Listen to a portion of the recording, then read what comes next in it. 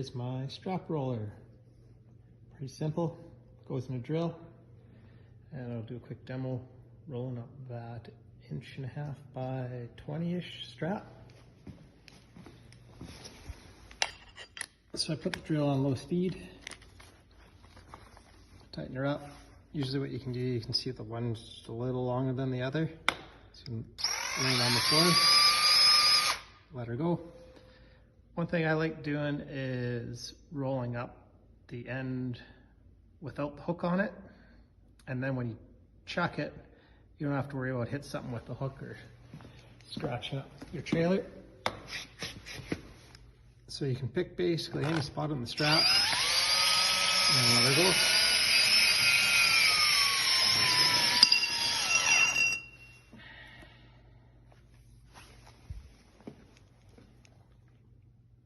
I'm going to have these at the CSquared Hardware in Silton.